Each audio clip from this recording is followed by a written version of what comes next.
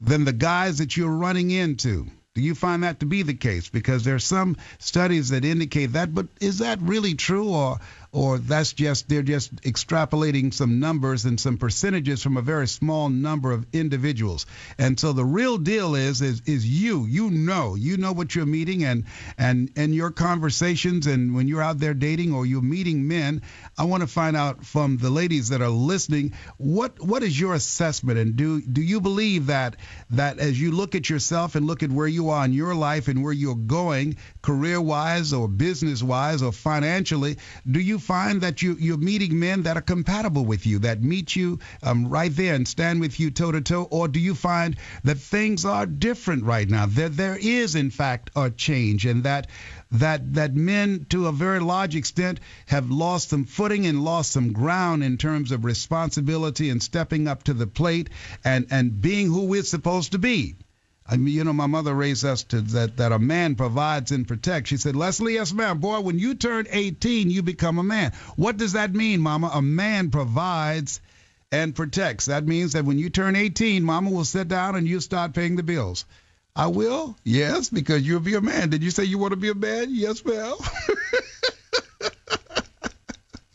I stopped asking when I would turn 18 because I wasn't looking forward to it then. But when I turned 18, my mother never had to work again. Fortunately, I was able to take care of her. But she taught a man is to provide and protect. She said, if your wife got a job and a husband too, what up's got to go? Mamie Brown did not play. You were supposed to provide. I want to hear from you ladies and call, and then I want to also hear from men. But this book, Manning Up, How the Rise of Women Has Turned Men into Boys, I know that's going to create a lot of conversation.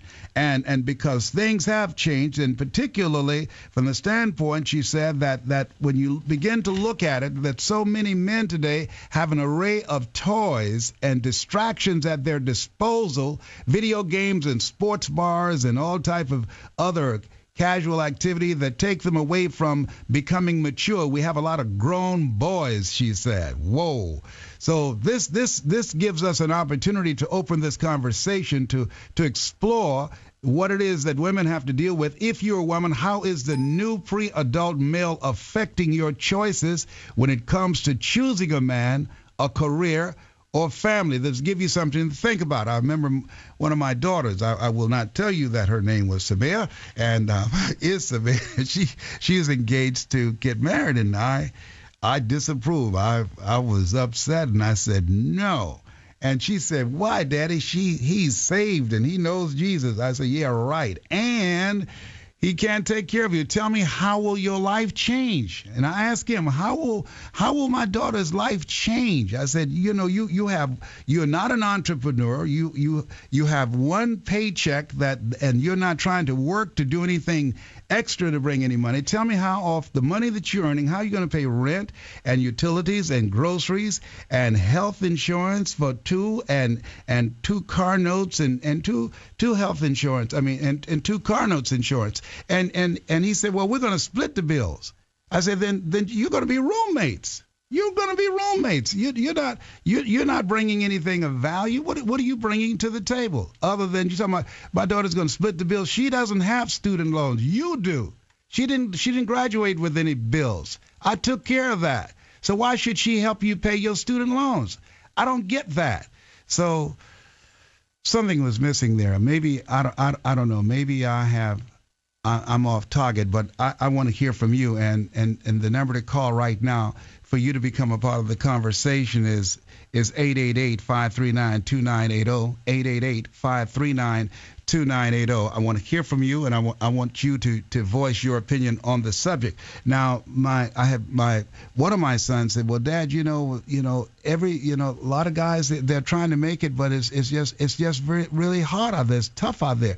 Then I say, if that's the case, don't put yourself in a position where you're going to have to take on some responsibilities that you can't man up to, that you can't handle. I mean, you should not, number one, be getting anybody pregnant if you can't take care of your children. One guy said, and I couldn't believe when he was dating one of my daughters, and she asked him, why aren't you paying child support? And he said, I don't understand. My father didn't pay any child support, and my mother made it happen. Why don't she make it it happen.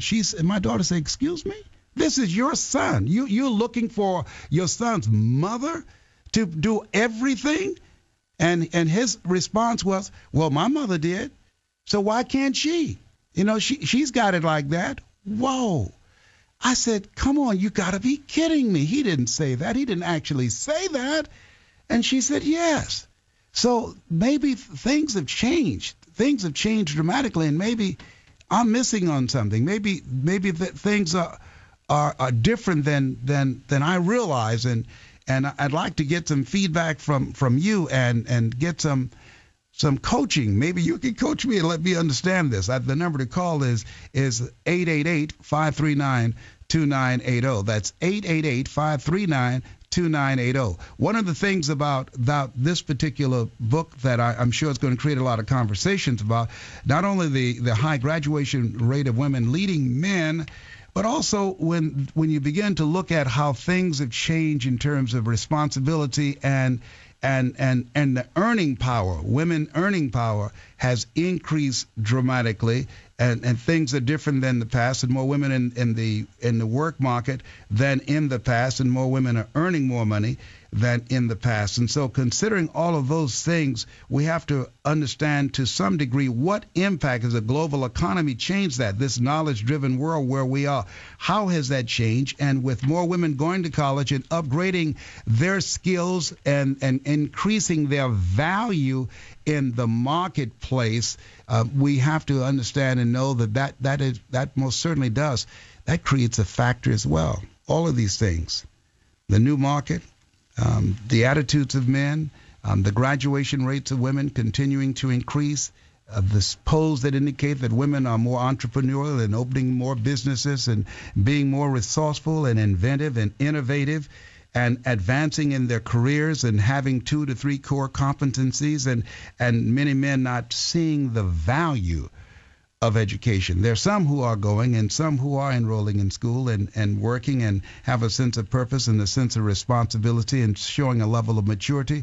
But unfortunately, those numbers are shrinking every day. They are getting smaller and smaller and smaller. And so Kay Heimowitz, in this book, Manning Up, How the Rise of Women Has Turned Men into Boys, this book most certainly is going to create a lot of conversations about it. She said, for a long time, the poor and recent immigrants were not part of adolescent life. They went straight to work since their families couldn't afford the lost labor and income. But the country had grown rich enough to carve out space and time to create a more highly educated citizenry and workforce. Teenagers quickly became a marketing and cultural phenomenon.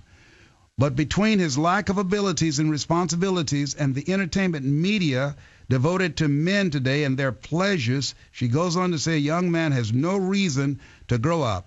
And she says as a result of that, we now see grown men who are acting like boys. I think that somebody listening will take exception to that. Maybe some women and maybe some men. And I see the phones are ringing off the hook. I want to hear from you. The number to call. Oh, by the way, Carolyn, I can't see anything on this end. And Mike, so please help me. The number to call? Yes. Okay, good. Give me line 1, please. Who's that on line 1? Hello? Melanie. Hello, Melanie. How are you? I'm good, thank you. That's great. Thank you so much, Mike. I need you to cue me because I can't see. Good. Melanie, tell me, what is your opinion on this? I think that is so correct because I'm actually working on my master's and I make pretty good money. And not only do I find myself unable to find someone that's, pretty much got, even their education on their mind. It's even beyond that, then they get insecure and they can't handle. They can't handle what? And then they can't handle me making more money than them, and they constantly get insecure. I've kind of come to the point where, okay, I'm going to end up having to support myself. I even mentioned to my boyfriend at one time, well, you're going to have to do something because, when we get married, I'm not going to want to pay for things. You're going to have to pay for this, that. And he said we had to split it. And that's what he said. I was always taught that the man was supposed to take care of me. Yes, and so his whole mindset was, hey, look here, we're going to have to split these bills. Those things that you say you want, we're going to have to go 50-50 on that. Exactly, and I don't get that. I feel like I have a role and you have a role, and especially with me being in the church, it just doesn't happen anymore. Now, let me ask you, well, first of all, just hold on and we'll be back.